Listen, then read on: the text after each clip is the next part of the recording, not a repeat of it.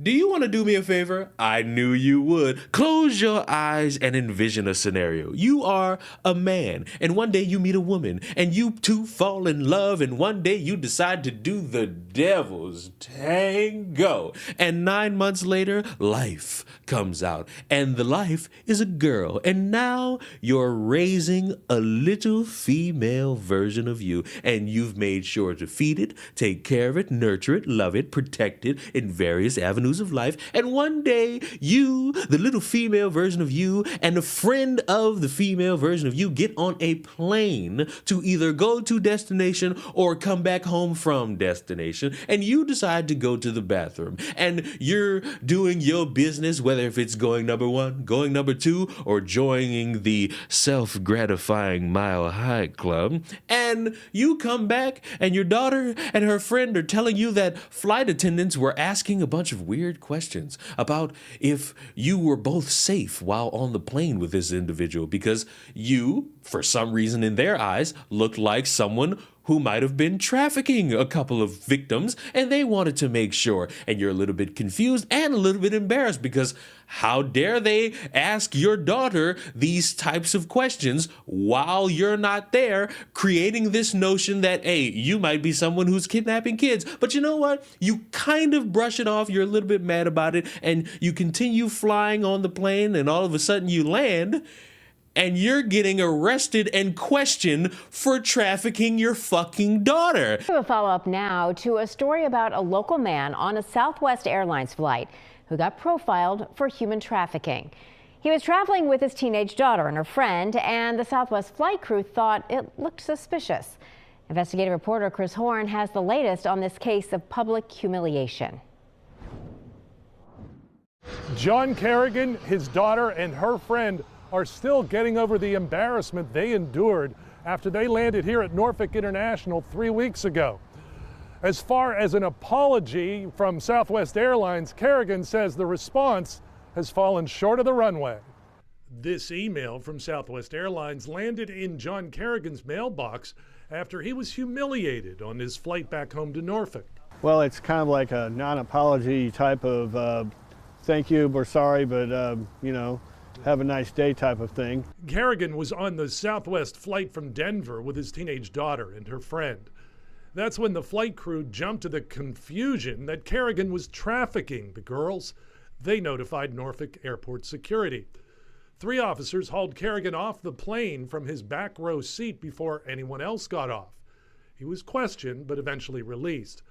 The Southwest email uses phrases such as, "We regret your disappointment," but the word sorry is nowhere to be found. Didn't seem to faze them too much. Okay. I guess it's just a large corporation and they figured they'll take a publicity hit here or there. Kerrigan contacted an attorney about suing Southwest, but was advised to simply accept the $1,500 flight credit Southwest is giving him as compensation for his trouble. But such a lawsuit has happened before. Kerrigan's case comes at a time when flight crews have human trafficking on their radar. It's the result of the federal Blue Lightning initiative from the Department of Homeland Security. A California woman traveling Southwest with her daughter last year was also mistakenly profiled as a human trafficker. She's suing Southwest in federal court for unspecified damages. Meanwhile, Kerrigan agrees with any effort to curb human trafficking, but The way they're going to get you off the plane like that, I think, is complete BS. I asked John Kerrigan after he uses up that $1,500 of flight credit from Southwest Airlines, will he ever fly that airline again? He told me the jury's still out.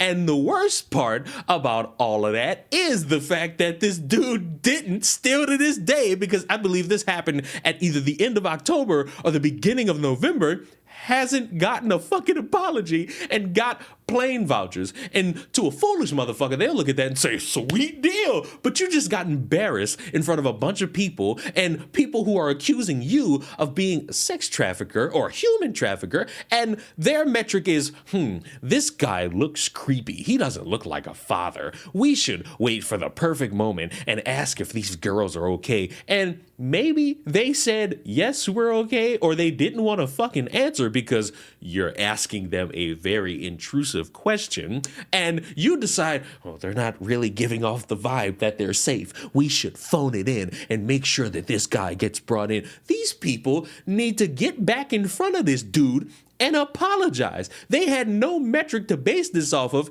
except, and I'm guessing here, how he looks. Does he look the best? No, but I'm gonna ask this question in earnest. Who the fuck looks decent on a plane ride? You're gonna be sitting in a chair for who knows how long. You're not going to be in a three-piece suit. And if you do, good for you. But I'm not. I know when I'm going on a flight, I'm wearing PJs. I'm gonna look homeless. And I'm gonna be sitting in first class getting drunk because I paid to be a pretty bitch. But you can't go about this weird metric and think you could act on it and think, wow, we did the right thing. You embarrassed a father. You embarrassed a daughter. You embarrassed a friend who all were together. He was making sure that they were safe. He was the guardian of another person's kid. And you sat there and embarrassed that man.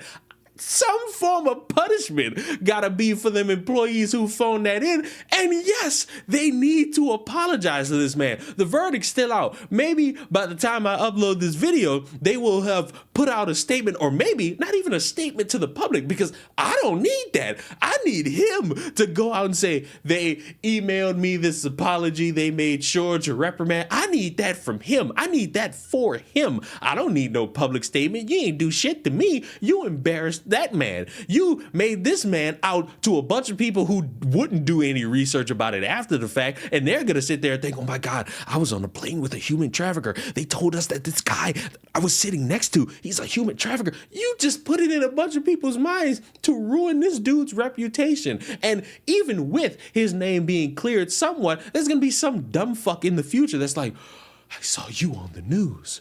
You're a human trafficker. Get away from my kid. And you just fucked that up for him because, yes, my fight or flight just turned on because I saw old man next to two girls, and I didn't think for a second, maybe that's a father or a grandfather. I just thought he bought all these tickets and was gonna get away with the great scheme of trafficking humans to another fucking state. Congratulations, you saved nobody and embarrassed your fucking selves and embarrassed the fucking reputation of your fucking airline, because now you're gonna have a lot of people demanding justice, demanding accountability. And I'm not against it because y'all falsely painted a motherfucker as a human trafficker. So I'm gonna need that apology for him. And I hope he gets it. And I hope he's able to brush this stink off. And I just want to say, if he was ever gonna fucking see something like this, I'm not against you. I'm on your side. I'm going to assume you've been a good father to your daughter and a good guardian to your daughter's friend. And that's all you ever need to fucking be. And fuck that airline for fucking you over in such a disastrous degree. But let me know what you think in the comment section down below. I know what you're thinking. I just have to be a YouTuber who questions you to check your moralities as I tell you to subscribe to the channel. Mwah! Goodbye.